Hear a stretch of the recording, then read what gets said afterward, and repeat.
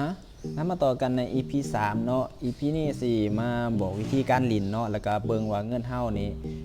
ได้มองได้แน่แล้วเฮาได้จังไดเนาะสำหรับวิธีการลินก็น่าจะเห็นใน EP 2แล้วบอกว่าให้กดมองนี้เนาะ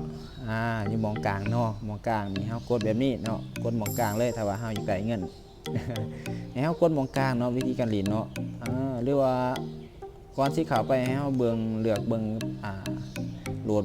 เพิ่มจะสิก็ได้เนาะโหลดเพิ่มแล้วจึงค่อยไปกดบ่เป็นหยังเนาะในการกดก็เข้าคลิกหม้องนี้เลยหม้องกลางนี้โอเคมันสิขึ้นมาแบบนี้คือของข่อยเลเวล2เลเวล2นี่ก็จะประมาณสัก 2,000 ปลายเนาะ 2,000 ปลาย 3,000 เนาะในการเติมเข้าไปนี่แล้วคลิกมามองคำว่าเลเวล2หรือว่าเลเวลต่างๆจะสิก็ได้เนาะเลเวล2เลเวล3เลเวล4แล้วแต่เนาะแล้วก็กดไปเลยเนาะของข่อยใส่เลเวล4เลยแต่ว่าเลเวล2กดไปหมดแล้วก็ให้เฮานี่กดหมองคำว่ารับงานแล้วมันก็จะขึ้นหม้องนี้เนาะว่าเฮานี่ได้เท่าใดเนาะกำไรได้เท่าใดในราคาสินค้าหม้องนี้ถ้าว่าเฮาต้องการเนาะเฮากดกำหนดเข้าไปแล้วเงินของเฮานี่มันก็จะมาเหลือหม้องนี้เนาะนี่จาก 3,000 ปลายเนาะอยู่หม้องนี้มันก็จะเหลือเป็น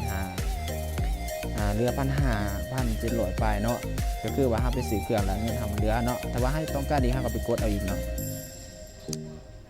ใส่เลเวล4ไปเก่าจะสิกดเข้าไปอีกเนาะหาสิได้เท่าใดกดเข้าไปกำหนดกดจนเงินหมดหมดเลยเนาะกดโอเคนี่คือเงินหมดแล้วแล้วเฮาจะคุยว่างานที่เฮากดไปนี่มันไปอยู่ไสเนาะว่ามันแม่นแท้บ่เนี่ยให้เขามาหม้องนี้เนาะค่ะมาหม้องนี้แล้วเราก็สิเห็นรายละเอียดงานที่เรากดเข้าไปเนาะวันเวลาวันที่นี่มีจากงานนี้เนาะสำหรับวิธีการกดงานก็สิมีประมาณนี้แหละเนาะสิมาอธิบายว่ามองเทิงเนาะสิเป็นอัตราเงินจากที่เรากดไปเนาะก็คือเมื่อวานสมมุติว่าเมื่อวานเราก็กดแล้วมันสิมาแสดงตรงนี้และทั้งหมดอยู่วงกลางนี่เรากดได้ทั้งหมดนี่เท่าใดแล้วมื้อนี้เฮาสิได้จักบาทมื้อนี้สำหรับมื้อนี้เนาะเฮากดได้เท่าใดเนาะแล้วมันสิบอกกันตรงนี้เลยโอเค